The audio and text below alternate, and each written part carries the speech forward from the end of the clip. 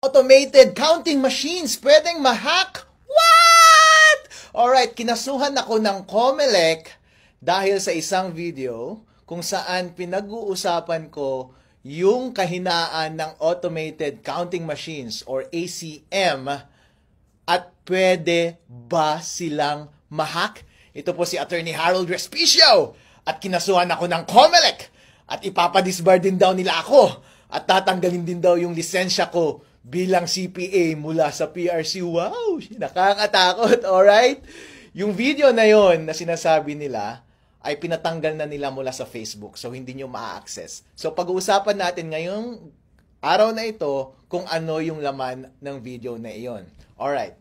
Ako bilang abogado ay isa rin akong IT expert kasi bago ako naging abogado ay isa akong CPA. Nagtrabaho ako sa Deloitte, ang #1 auditing firm sa buong mundo. At ang expertise ko was information systems audit. Kaya alam ko ang lahat ng mga bagay na yan. Marunong akong mag-code at marunong akong mag-hack. Ang trabaho ko before was tignan yung mga kahinaan ng mga computer systems at sasabihin ko, "Hoy, pwedeng i-hack ito, baka gusto mong ayusin." Actually, dun sa video na yon sinabi ko lang na, "Hoy, COMELEC, merong kahinaan itong automated counting machines, baka gusto ninyong ayusin." So, Attorney Harold Respicio, ano ba yung sinasabi mong kahinaan doon sa video na yon? Ang sinabi ko was, sabi ko, kapag connected yung ACM sa internet bago mag-print ng election return, pwedeng ma-hack yung makina at madaya ang eleksyon. Wow, Attorney Harold Respicio, please explain. Ano ba ang proseso ng pagboboto gamit ang automated counting machine? So, ito po yung proseso. Ayon sa rules na inilabas ng COMELEC, yung automated counting machines ay nasa presinto on the day of elections. Yung automated counting machine na yon ay connected sa internet the whole day. At kapag boboto ka, ilalagay mo yung boto mo doon at bibilangin ng makina lahat ng boto. Pero yung pagbilang ng makina, para siyang nag-i-score ng basketball.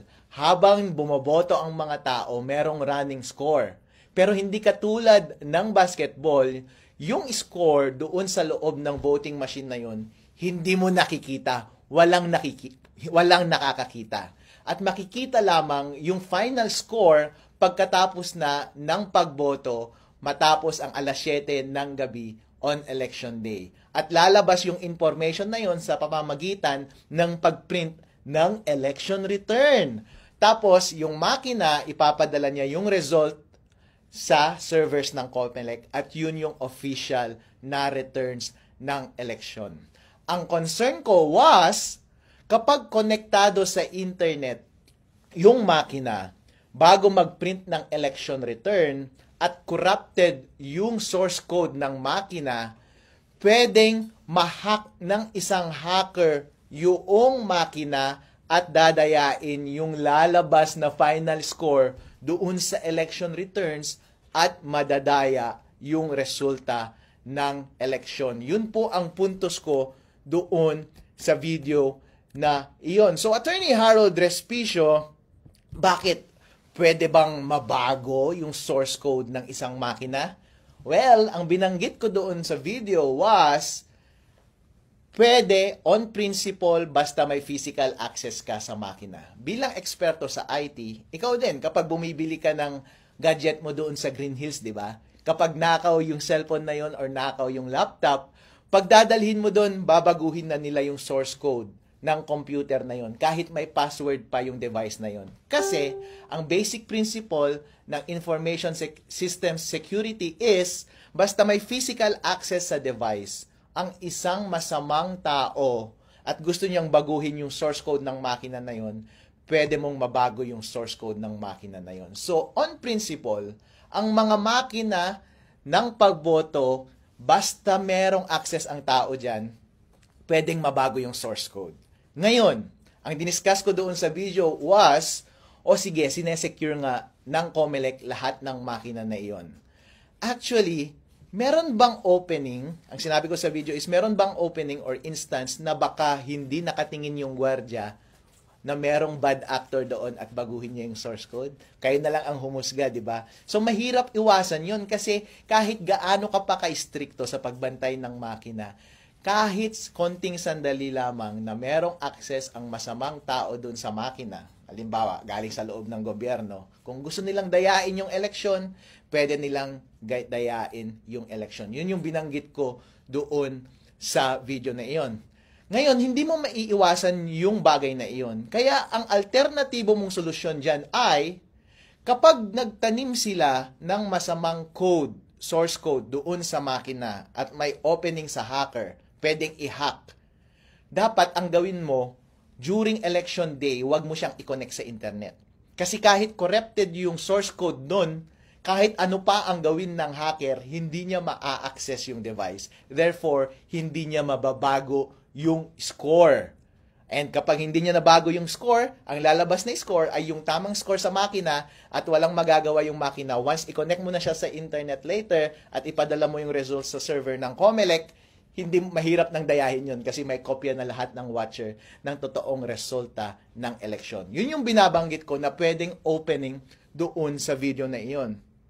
Doon sa video na iyon, naging detailed ako sa pag-discuss ng teorya ng computer securities at paano i-take advantage yung kahinaan na yun doon sa sistema ng automated counting machine. So, nag-code ako doon, dinemo ko kung paano mo talaga siya gagawin code by code, line by line, at ginamit ko itong laptop ko para i-demo in actuality paano siya gagawin. Para, pag nakita ng COMELEC yung video na yun, oo nga no, o kaya nakita ng taong bayan yung video na yun, sasabihin nila, oo nga no, convincing na convincing yung explanation ni Harold. Pwede ngang mangyari. Ayusin nga natin to. Actually, yun yung purpose ng video na yun eh. Yun yung hope ko na sana maayos ng COMELEC yung rules nila. Kasi, ang simple lang siyang pwedeng ayusin. Walang mawawala sa atin. Ang gagawin lang ng COMELEC is, babaguhin niya lang yung rules niya kung paano natin i-handle yung ACM machines during election day. Kasi right now, may lunabas na rules ang ACM kung paano i-operate yung voting machine na yun on election day. At kapag babasahin mo yung rules, connected na siya sa internet on the whole day. And walang instruction doon na dapat hindi siya connected sa internet or dapat i-connect mo lang siya sa internet after mag-print ng election returns. Ang recommendation ko was, bilang eksperto, ay magdagdag ka lang ng isang linya doon sa rules mo, COMELEC, at sabihin mo doon na wag mong i-connect sa internet habang nagbobotohan at habang nagpiprint ka ng election return. At i-connect mo lang sa internet pag magsesend na ng data papunta sa server ng COMELEC. May masama ba dun?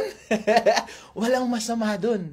Walang mawawala sa COMELEC, walang mawawala sa botante ng tao kapag yun ang gagawin mo. Yun lamang ay isang expert advice ko para mapabuti yung sistema ng COMELEC. Napakadaling solusyon po, Chairman George Garcia, okay? So sabi ng COMELEC, Attorney Harold Respicio, bakit naman kasi hindi mo na lang sinulatan yung COMELEC para i-report yan, para mag-usap kayo ng COMELEC? Bakit mo pa inilabas sa public? Actually, sir, nilabas ko yung video na yon on the day na nag-demo yung COMELEC doon sa aming probinsya, sa Reyna Mercedes Isabela. Kasi tumatakbo rin akong vice mayor doon sa aming probinsya. And during demonstration, kinausap ko yung head ng COMELEC sa aming bayan. Tinanong ko siya about sa vulnerability na ito. Hindi niya masagot at dinismiss niya ako. Dismissive siya sa akin. Pinakausap niya sa akin yung provincial COMELEC. Tinanong ko siya, pinagalitan pa ako. Dinismiss niya ako at binabaliwala niya yung concern ko. So anong gagawin ko? Malamang kapag erase ko sa COMELEC, since ganun na yung attitude niyo COMELEC, wala na akong ibang choice. Kundi ibigay sa taong bayan yung impormasyon na yon at sila ang mismong magtutulak sa COMELEC na improve nila yung sistema nila. Alright? At sinasabi rin ng COMELEC ngayon, merong isang question na yang si Harold Respicio, nagkakalat lang yan ng masamang impormasyon, misinformation. Kasi kung nagsisinungaling yung voter machine natin, kung pwedeng ma-hack, meron namang randomized audit. So, tama, pwede kang mag-randomize audit. Pero ibig sabihin ba walang nangyaring dayaan? Totally, hindi. Kasi, Kapag meron ako bilang hacker at may access ako dun sa automated counting machine, pwede kong piliin yung machine na pwede kong dayain. Pwede kong sabihin na itong mga makinang ito, wag nating dayain, pero yung makina number 1, 2, 3 dito sa precinct na to, dayain natin. Paano kapag dun sa randomized testing mo, ang itest mo ay yung mga makina na hindi nadaya? The only way na pwede mo lang masabi na totally na walang nangyaring dayaan sa election is itest mo lahat ng voting machine at isecure mo lahat ng resibo ng boto doon sa ballot box na yon. At dapat isa-isahin mo kung nagmamatch lahat ng ballot box at saka yung resulta ng boto. Since hindi ginagawa ng COMELEC, hindi nila pwedeng i-discount yung possibility na pwedeng madaya yung election. Yun yung point ko po doon sa video na iyon. Ang question pa sa akin ng media is, Attorney Harold, bakit ginamit mo ba yung doon sa video mo, ginamit mo ba yung code ng COMELEC, source code ng COMELEC? Hindi! Wala akong kopya ng source code ng COMELEC. Wala akong kopya ng firmware ng voting machines. Wala akong access sa voting machines. Hindi ko alam. Pero lahat kasi ng prinsipyo ng lahat ng information systems, katulad ng mga ACM, ay pare-pareho lamang yan. Ang dinemo ko lang doon ay, kapag ako ay isang eksperto, ganito ang pwedeng mangyari para maayos itong sistema ng COMELEC. So, dinemonstrate ko doon kung saan yung mahina na parte. Kapag ako yung masamang individual na gustong dayain yung makina, ipinakita ko doon kung paano mo talaga i-code. Gamit ang ibang source code, gamit ang ibang equipment, ang ginamit ko lang na equipment is yung laptop ko, hindi yung actual voting machine. Pero, ang prinsipyo ng pandaraya ng mga makina, ng pagmanipulate ng mga makina ay pare-pareho lamang. Yun lang yung dinedemonstrate ko. In as much as pwede kong i-demonstrate sa kahit na kaninong tao yung mga vulnerability ng kahit na anong gadget. Pero hindi ako nagkaroon ng access sa source code ng COMELEC at yung firmware ng automated counting machines. So yun. At yun nga, pina-down na ng COMELEC yung dalawang video yon na nasa Facebook na nakapost. Ngayon ko lang na-realize na yun pala ang dahilan. Kasi sabi ng Facebook, sabi ko, bakit ninyo tinanggal itong mga videos na ito? Sabi ng Facebook sa akin, kasi may nag-report na nagva-violate ka daw ng batas. Sabi ko, freedom of speech yan. Kaya ako nagsasalita tungkol dito is gusto kong inform yung tao. Dahil kapakanan nila ito, demokrasya nila ito para sa integridad ng halalang 2025. At sana marinig ng COMELEC para magbago ng rules yung COMELEC. Actually, tinanong ako ng media kanina, so Harold, ano ang response mo dito sa mga kasong gagawin sa'yo? Kasi ipapadisbar ka pa daw sa Supreme Court at tatanggalin ka pa daw ng lisensya mo bilang Certified Public Accountant dyan sa PRC. So anong response mo? Talagang ganyan ang buhay. Wala tayong magagawa. Kung gusto nila, kunin na rin nila yung aso ko kasi gusto na naman nilang sirain ang buhay ko.